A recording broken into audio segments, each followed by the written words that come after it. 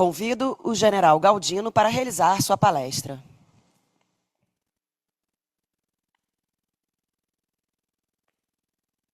Senhor General Enzo, senhor General Arruda, General Richard, permitam-me, ao cumprimentá-los, saudar toda a assistência que nos acompanham presencialmente pela internet.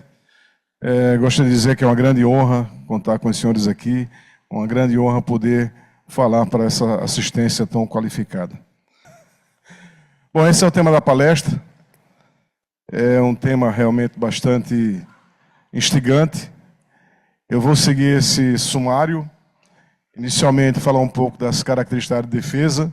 É importante saber um pouquinho, entender um pouco como é que a ciência e tecnologia, né, elas se inserem na área de defesa. O mercado de defesa ela tem certas particularidades que diferenciam do mercado convencional, que é muito importante entendermos, né? A defesa, desenvolver tecnologia para a defesa não é importante só para a defesa, mas é importante para o país. Eu espero que ao apresentar um único slide isso fique bem claro. E falar dos novos paradigmas, né, que foram mencionados, tecnologias quânticas e inteligência artificial, apresentar um estudo de prospecção tecnológica que está em andamento. Eu estou realizando isso com mais 3 pesquisadores do IMA, já tem alguns resultados interessantes para apresentar para os senhores. E no final, as considerações finais. Bom, a área de defesa ela é bem particular.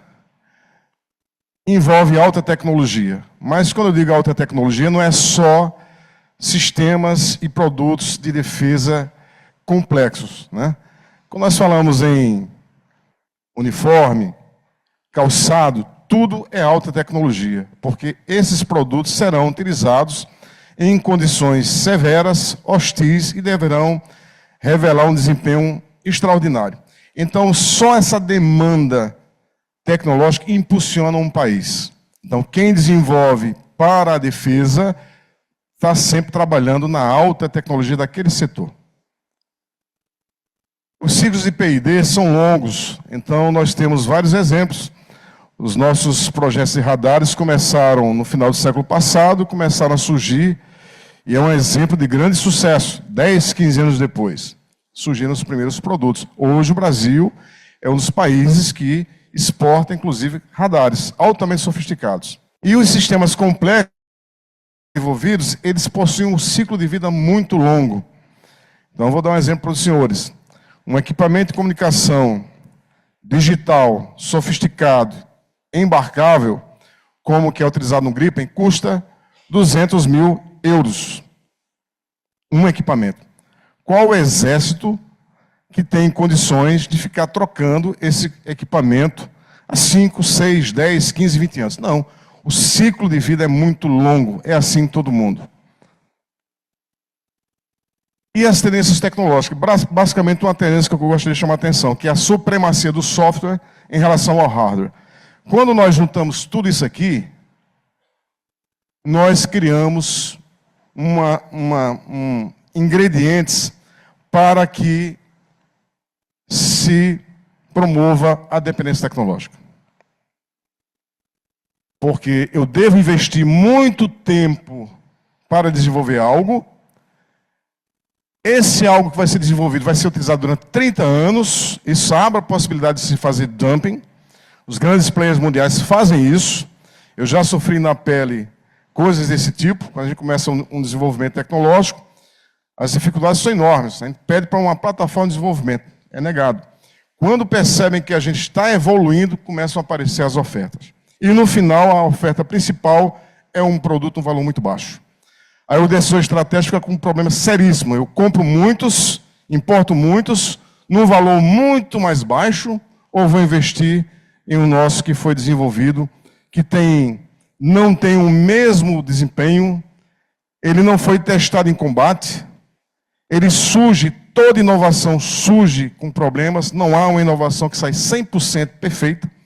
Eu tenho que dar tempo para que essa inovação ela possa ser aperfeiçoada, e eu vou comprar poucos, se eu decidir comprar o nosso. Então, o decisor estratégico tem um problema, porque ele vai ficar fora da margem dos 25%, ele quer atender a necessidade operacional, e isso não dá margem para que a gente efetivamente consiga dominar setores importantes. Então, isso aqui é um importante mecanismo de chutando a escada, que é um clássico que vocês aqui leem bastante, né? É uma forma que as nações utilizam para manter o status quo. Tecnologias de ponta não são disponíveis. Não são. Quando a gente tenta importar alguma coisa, um sensor, tudo bem. Até determinado nível de precisão. Além disso, não. Cerceamento tecnológico, o tempo inteiro. Tem uma coisa muito interessante aqui, que foi alvo de um artigo publicado na Meira Matos, que eu sou autor, que é o que eu denomino de dualidade da dualidade. O que é que eu chamo de dualidade da dualidade? Um país que investe pouco em defesa como o nosso país, um país pobre nesse aspecto, nós procuramos recursos de outros ministérios para poder fazer os nossos projetos P&D. Então, assim que surgiram os nossos radares, o RDS, o optrônicos, uma série de produtos que estão aí, o nosso projeto que chama de drones, todos eles são financiados pelo MCTI. Né? Então, nós usamos a dualidade da tecnologia, ou seja, o fato daquela tecnologia ela ser importante para desenvolver uma capacidade militar, mas também ela é importante para desenvolver alguma coisa para o mercado convencional. Ela é dual. Então, nós usamos essa dualidade para ter esse apoio desses recursos para promover os nossos projetos. Um país desenvolvido usa a dualidade de uma forma diferente. De que maneira ele utiliza? Nós solicitamos uma transferência tecnológica e recebemos uma seguinte resposta. Olha só, não será possível transferir porque essa tecnologia ela é dual. Você está solicitando para o seu mercado automobilístico, para o seu mercado petroquímico, para o seu mercado qualquer, mas ela poderá ser utilizada para desenvolver um artefato militar. Sabe-se que não há cenário geopolítico para isso, sabe-se que não existe projeto para isso, não existe nenhum indicador de que isso vá se realizar, mas, através desse mecanismo, se promove o cerceamento tecnológico, mantendo um país subdesenvolvido, em desenvolvimento, permanentemente nessa situação. Então, é esse argumento que faz com que isso aconteça. E, mesmo a disponibilidade, quando importada, ela fica sujeita a sabores geopolíticos. Alguma coisa pode faltar em um momento extremamente importante. A gente que desenvolve tecnologia é interessante. Eu vou citar aqui um caso que eu vivenciei. Eu não vou ser bastante específico, mas é uma prática comum. Nós desenvolvemos um sistema. Dentro daquele sistema tem os subsistemas. A gente importa um subsistema. E a gente vai integrando aquilo ali. A evolução tecnológica, a P&D demora um pouco, mas lá na frente eu preciso comprar uma nova quantidade daquele subsistema. Ele não está mais disponível. Existe um outro, com uma pinagem diferente, com uma arquitetura diferente, com uma interface elétrica diferente, que é fornecida a título de atualização. Eu tenho que modificar todo o meu projeto para receber aquele novo subsistema. E isso vai acontecendo ao longo, a gente fica fazendo isso o tempo inteiro na P&D, e estica o prazo de P&D. Nessa área, a integração academia, indústria e o governo é fundamental, porque o Estado define o que quer, através do Estado-Maior do Exército, especifica quais são as suas capacidades, como implementar aquelas capacidades. O Estado é o comprador e nós precisamos, para desenvolver, precisamos do apoio da academia, de startups, de indústria, de todos os setores da sociedade. Então, nessa área, essa integração ela é fundamental, ela é visceral. Nós temos uma característica muito importante que as universidades, em geral, não têm. Nossa pesquisa científica é orientada à missão. A nossa missão é obter um radar, a nossa missão é obter um equipamento de comunicação, a nossa missão é obter um enxame de drones. Isso enseja pesquisa no nível básico, aplicado, P&D, até chegar no produto. Então, nós temos um objetivo. Eu costumo falar lá no IME, que para pesquisar qualquer assunto tem o país inteiro, mas para pesquisar os assuntos de interesse do Exército existe o IME. Então a gente faz aquela pesquisa que a gente está esperando chegar a um resultado, entregar alguma capacidade, algum nível de maturidade para o Exército Brasileiro. E isso é uma coisa extremamente importante para desenvolver o país. é definir objetivos claros para todos os setores, desde a academia até a indústria, possam se alinhar para conseguir aquele objetivo. Então, a defesa, ela demanda e oferta tecnologia em todos os níveis de TRL. A pesquisa orientada à missão, oferta e demanda de tecnologia e dualidade tecnológica. Então, isso tudo é muito importante para desenvolver a tríplice hélice e promover desenvolvimento. Então, desenvolver tecnologia crítica na defesa não é só importante para a defesa, ela é importante para um país. A defesa demanda desafios em todos os setores. A gente não pode falar em defesa em termos financeiros. A defesa por si só ela é muito importante.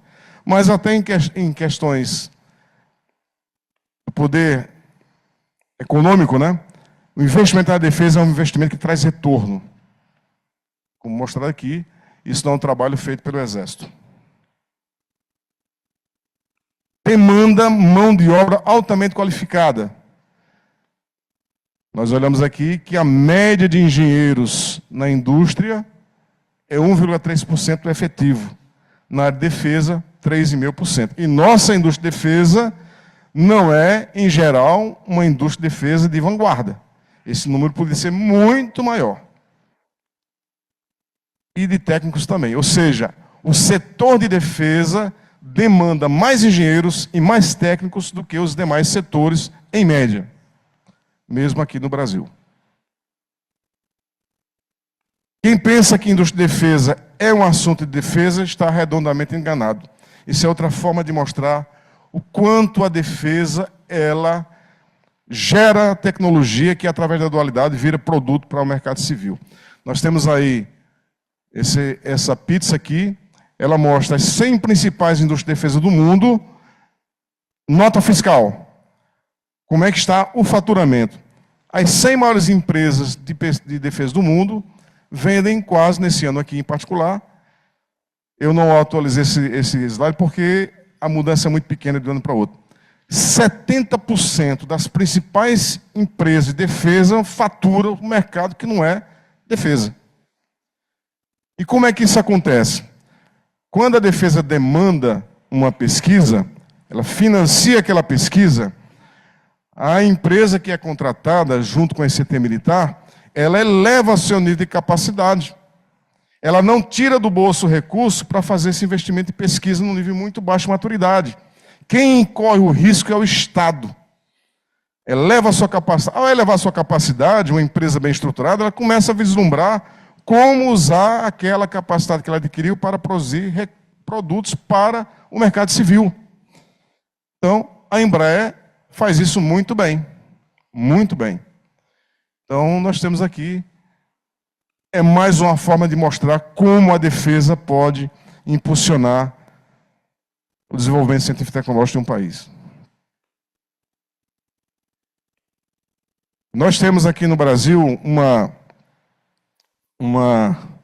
estratégia muito interessante de fomento. Hoje são 12 programas, se não me engano, do Ministério de Ciência e Tecnologia para investir em pesquisa, né? Em pesquisa e desenvolvimento científico e tecnológico. No caso da defesa, tem um programa 9. E uma forma muito interessante, ou seja, um fator crítico de sucesso para conseguir os recursos desse programa 9, é mostrar que essa tecnologia que você quer desenvolver, ela é cerceada. Perfeito. Mas, no meu ponto de vista, essa política tem que ser complementada por algo mais. Porque política de ato tecnológico é política de manutenção do subdesenvolvimento. Porque, obviamente, eu vou precisar desenvolver algumas coisas que são cerceadas. Mas eu não me convenço que, ao sairmos atrás, com menos recursos, com menos infraestrutura, com menos pesquisadores, com menos demanda, com menos tudo, a gente vai conseguir superar e atingir aquele patamar. Nós temos que observar quais são as tecnologias que poderão vir a ser cerceadas e começar a investir antes que entre no caderninho. Essa é a política realmente que transforma um país em um país grande. Nós já sabemos, e essas informações elas ficam sendo divulgadas constantemente. São gestores, são políticos que começam a falar sobre a importância de começar a acessar uma determinada tecnologia, porque ela poderá ser muito importante. Isso vem anos e anos antes de efetivamente ela ser acessada. É nesse momento que nós temos que pegar o trem de desenvolvimento, porque se esperarmos para ser acessados, nós teremos grandes dificuldades. Exemplos, IA e tecnologias, todo mundo, e manufatura aditiva, por exemplo, todos já falam em algum nível de licenciamento tecnológico nessas tecnologias. Essa é uma carta que nós recebemos recentemente, um projeto nosso, que é o Rede Quântica Rio e o Rede Hermes Rio. Tentamos importar e recebemos esse comunicado. Isso é um documento do final do ano passado.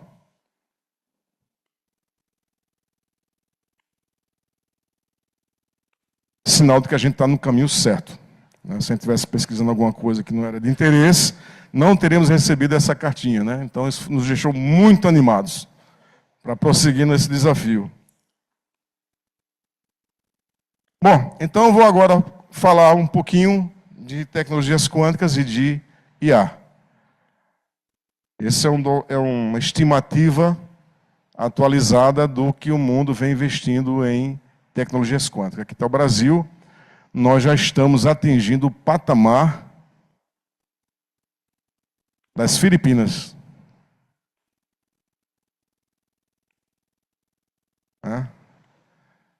A China, praticamente um pouquinho menos de um terço, né, do montante total investido. Isso é uma estimativa, obviamente, né?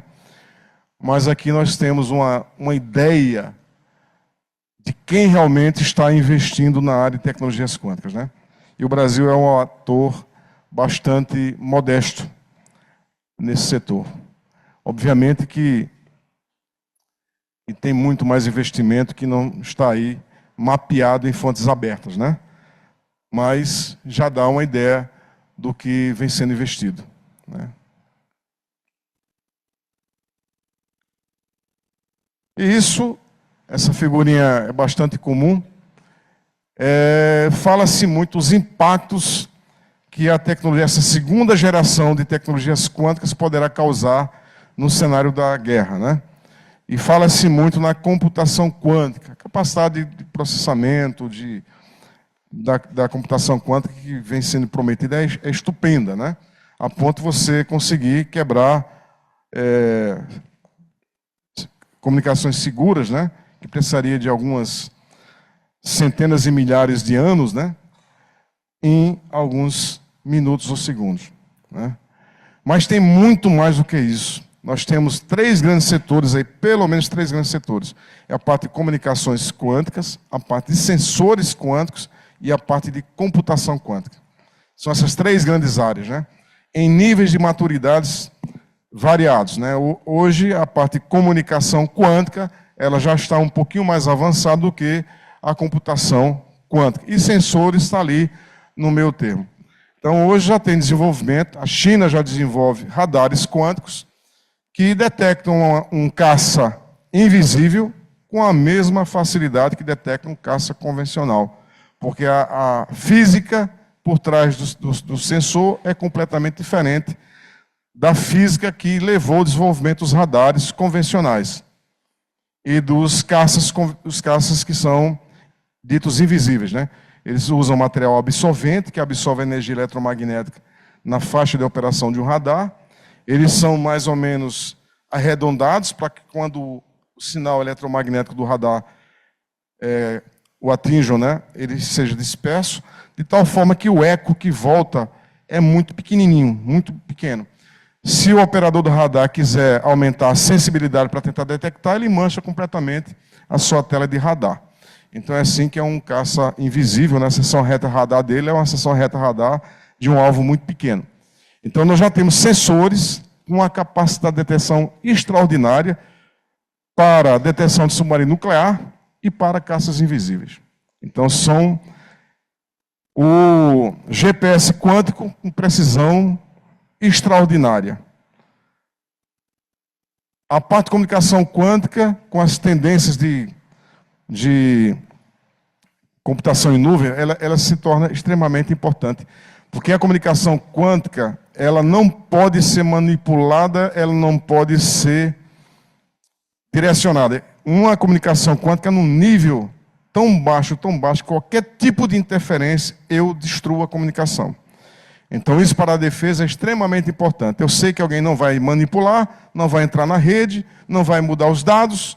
Se ele fizer alguma coisa, é destruir a comunicação, eliminar aquela comunicação. Então, isso tem um valor importantíssimo. Nós estamos com um projeto bem interessante nessa área. Então, isso tudo vai muito mais além do que algoritmos que poderão quebrar com um computador quântico informações numa velocidade muito rápida, que poderão fazer previsões sobre eventos climáticos numa capacidade enorme, que poderão fazer sequenciamento de DNA numa velocidade e num sucesso jamais visto. Então, tem várias aplicações da computação quântica. Mas eu chamo a atenção que as duas outras linhas também são extremamente importantes. E vamos então fazer um pequeno, mostrar para os senhores um pequeno resultado de uma prospecção tecnológica que está em curso ainda lá no INE. Eu vou usar duas variáveis para apresentar esse estudo de prospecção. A produção científica, artigos científicos indexados e patente concedida. Os artigos entram nessa aqui na produção científica, que envolve níveis de maturidade mais baixos, e a produção tecnológica, que são as patentes, envolve níveis de maturidade mais elevados. Isso aqui é o caminho que vai desde a ideia a um produto no mercado. É o caminho da inovação. A inovação é o final dessa escala. Então, vamos analisar essas duas variáveis. Existem muitos indicadores de inovação, inclusive o Índice Global de Inovação tem 86 indicadores, mas eu não conheço nenhum indicador que não inclua essas duas variáveis como um indicador forte para avaliar a capacidade do Sistema Nacional de Inovação. Primeiro eu vou falar sobre a produção científica no escopo geral. Todas as áreas do conhecimento. Depois eu vou falar só da defesa. Isso aqui é o que está acontecendo. Está apenas começando. Tem uma curva muito interessante, que é a curva S, que é a curva acumulada. Ela tem uma fase inicial, uma fase de crescimento, depois começa a estabilizar e satura. Então, aqui está no início da curva S ainda. Essa não é acumulada, é a quantidade de produção científica ano a ano. Embora essa área lá da década de 50, né, vários fatores estão fazendo com que, realmente, a produção científica está apenas começando na parte de inteligência artificial.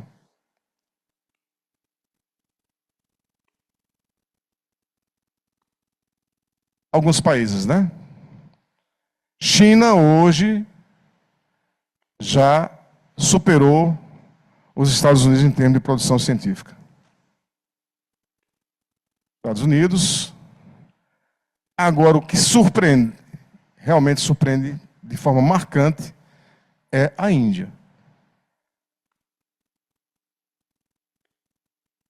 No final, eu vou apresentar uns números de tendência, que são derivados de primeira e segunda ordem, né, que se isso prosseguir, a Índia será o grande ator mundial na área de IA, seguido da China.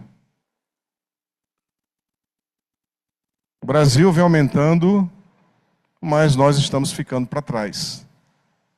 A nossa taxa de aumento de geração do conhecimento tem sido muito menor do que a taxa de geração do conhecimento dos países principais. Muitas pessoas criticam, olha, a gente tem que produzir mais patentes e gerar menos artigos. Eu concordo em parte. Eu acho que a gente tem que produzir mais artigos e gerar patentes. O que está por trás da geração de produção científica? Isso aqui, ó. Geração de conhecimento, formação de recursos humanos altamente qualificados. Porque a grande maioria dos autores de artigos científicos são alunos de mestrado, de doutorado, são aqueles que fazem os estágios de pós-doc e são os pesquisadores. Então, por trás dessa geração, existe uma coisa muito importante, que é a geração de recursos humanos altamente qualificados. É isso que está por trás disso. Que eu tenho uma infraestrutura de pesquisa muito boa. Então, nada acontece hoje em dia. A pesquisa científica ela pode se dar por um empirismo, né? Mas cada vez mais o modelo é um modelo linear. Começa com a pesquisa básica, pesquisa aplicada, pesquisa de desenvolvimento, principalmente nas áreas mais sofisticadas. Então, isso sinaliza uma boa infraestrutura de pesquisa. E isso é um insumo importante para tornar eficiente qualquer sistema nacional de inovação. Sem recursos humanos altamente qualificados, sem infraestrutura de pesquisa muito forte, nós não teremos um sistema nacional de inovação forte.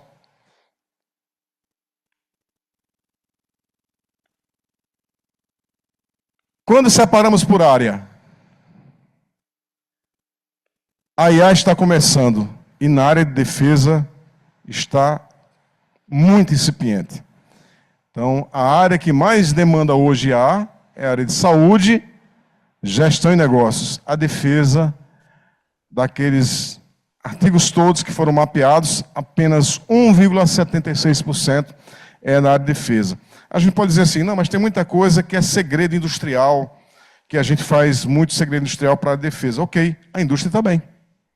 Então, todos os setores empresariais têm segredo industrial. Às vezes até mais severo do que na área de defesa, né? Não à toa que há escândalos aí o tempo todo na imprensa de crimes, né, contra a propriedade intelectual.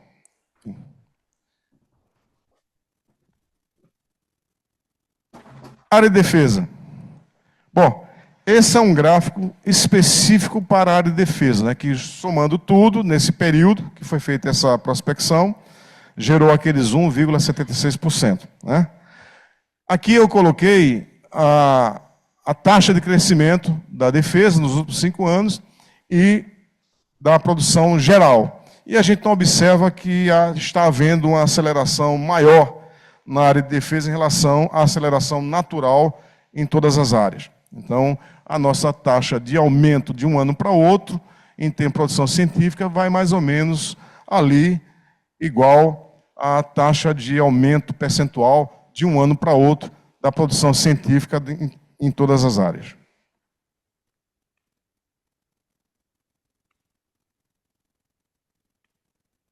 Olha que surpreendente aqui a Índia. Então, vale para o geral e vale para a defesa também. Na defesa, o ano passado já superou China e Estados Unidos. Obviamente, esses estudos de prospecção, eles podem mudar um pouco. Ele pode mudar em função das bases que são consultadas, das palavras-chave e da metodologia. Mas eu tenho visto outros estudos que estão mais ou menos alinhados com esses resultados, pequenas variações apenas. Aqui o Brasil, 20º. Com praticamente nada, né? Isso é uma coisa também que surpreende, eu vou mostrar um gráfico no final que dá para ficar mais claro, mas o conhecimento e a apropriação do conhecimento está ficando cada vez mais concentrado em poucos países, né? São poucos países que dominam as tecnologias que estão ali no bojo da 4ª Revolução Industrial. São poucos países. Isso é uma grande preocupação. A China, embora esteja aqui, mas acumulada, ela está na frente dos Estados Unidos.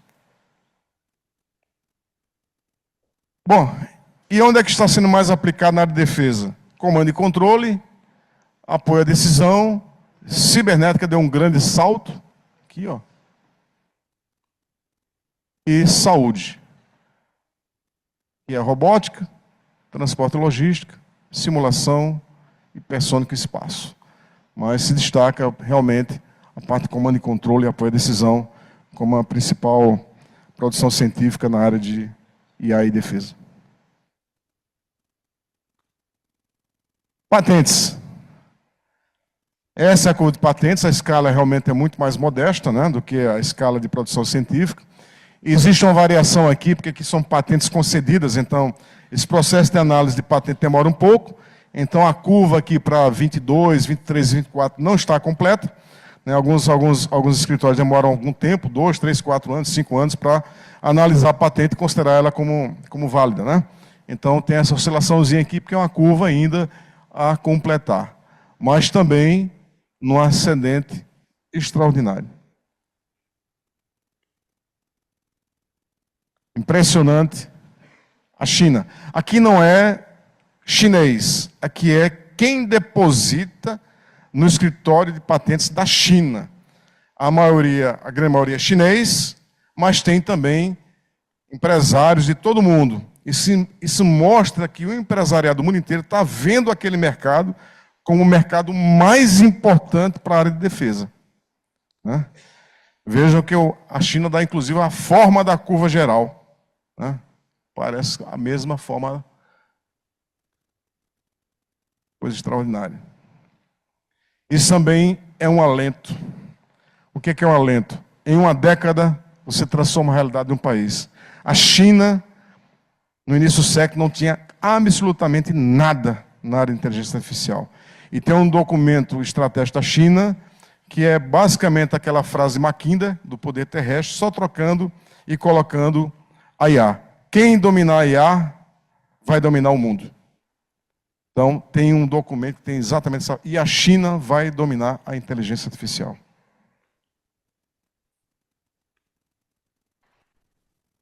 Esse é um escritório que vários países depositam lá e fica protegido em vários países, como aqui também é o escritório europeu, né? E aqui está o Brasil.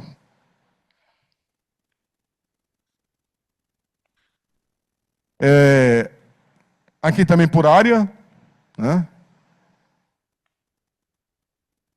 A produção tecnológica, né? A defesa, artigo era 1,76%. No caso de patentes, 0,6%. Ou seja, as coisas estão começando a surgir, as aplicações de IA e o conhecimento de IA estão começando apenas a iniciar na área de defesa. Baixo. Bom, então vamos olhar o gráfico da patente de defesa. E o gráfico geral, representando 0,6% do total, em plena ascensão, a China e o Brasil, que não tem nenhuma patente ainda em defesa.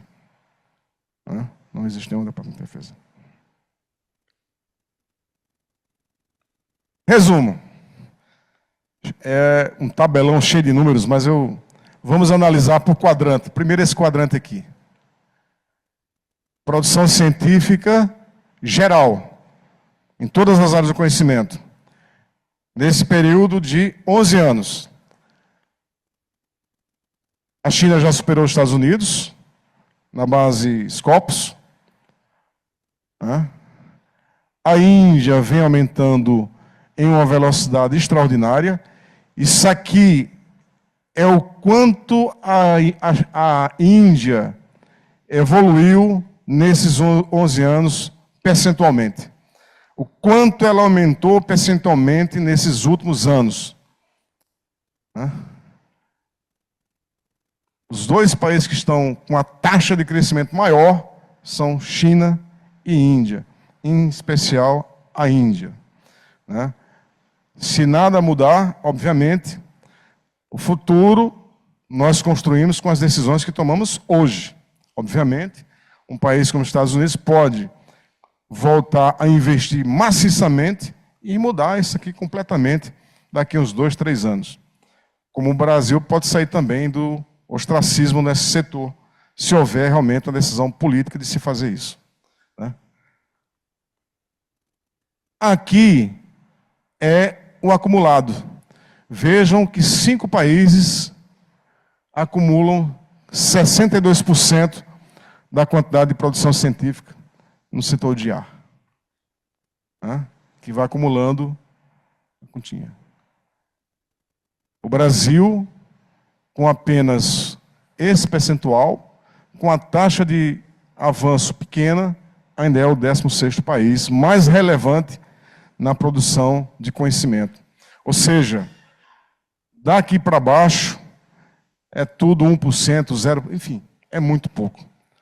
São mais de 200 nações, então 5, 62%. Em patentes, acontece a mesma coisa. Né? A mesma coisa. Olha aqui a taxa de crescimento da Índia e da China. Né? A Austrália tem um valor muito alto porque praticamente não tinha. Então, a divisão ficou prejudicada por isso. Vamos ver se ela consegue manter esse ritmo nos próximos anos. Aqui na área de defesa, né? Artigos e patentes. Então, a China com um avanço extraordinário. Não, aqui é o acumulado, né? Aqui é surpreendente, né? Os 3 países juntos produzem 85% dos artigos da base Scopus. O Brasil, com 0,06, artigos não, patentes, né? Com 0,06 é o 12º colocado. E aqui não está nem separado o residente da patente estrangeira, que em média é cerca de 80% é de fora, 20% é nosso, do pesquisador nosso que deposita lá no INPI. Então isso aqui é tudo que está depositado no INPI. Né? Então a nossa contribuição de residentes nacionais talvez chegue a 20% disso aqui. E aqui na área de defesa, agora não tem nada. Né? Então isso aqui, enfim. Mas a concentração é extraordinária, né? 88% de todas as patentes, em todos aqueles bancos patentários, são desses 3 países. Estão nessas 3 jurisdições, né? Na China, nos Estados Unidos e na Índia.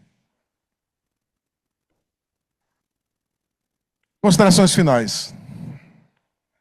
Eu gosto sempre desse mapa, dessa figurinha, porque essa figurinha, ela, primeiro, foi um censo na área de ciência e tecnologia que foi feito, e foram mapeados a produção científica nacional nas grandes áreas do conhecimento, que são essas aqui.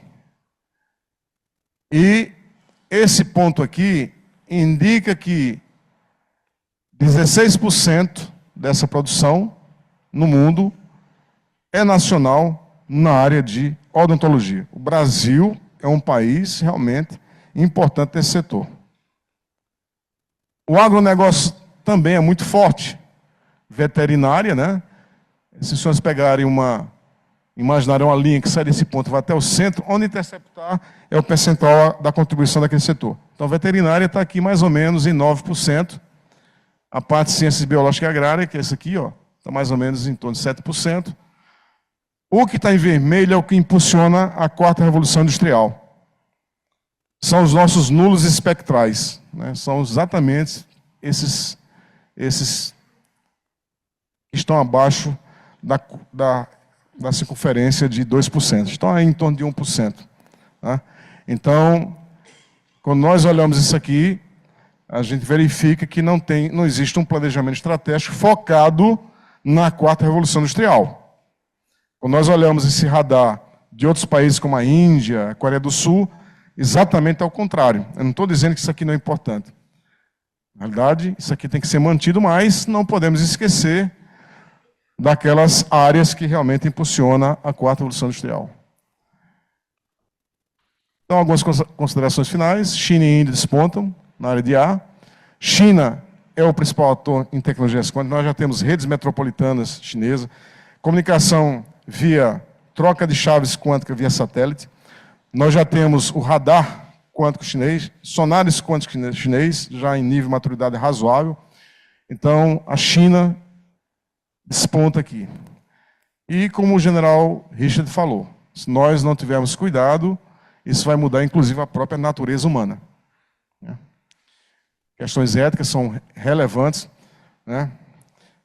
Tem vários dilemas éticos, né, que a gente vem discutindo há gerações, mas que quando um agente de IA for treinado segundo uma ética, ele vai implementar aquela ética. Ele vai resolver aquele dilema com aquela ética que foi implementada. Vai fazer exatamente aquilo que foi programado. Se causar algum problema, não sei se a questão jurídica vai ser quem programou, o banco de dados que usou, a empresa que que vende o serviço, não sei a quem vai caber as responsabilidades de ações tomadas por um agente. Enfim.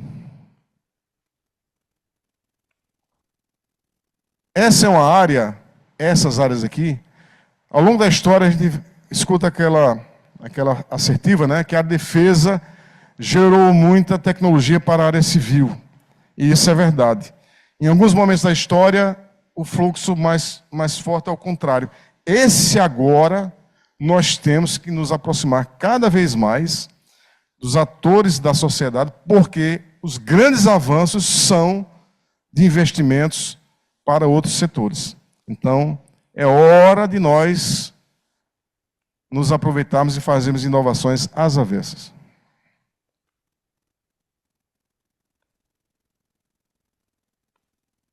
A defesa impulsiona o desenvolvimento por conta da dualidade. Nós temos que desenvolver tecnologias críticas, demanda mão de obra especializada e alta tecnologia.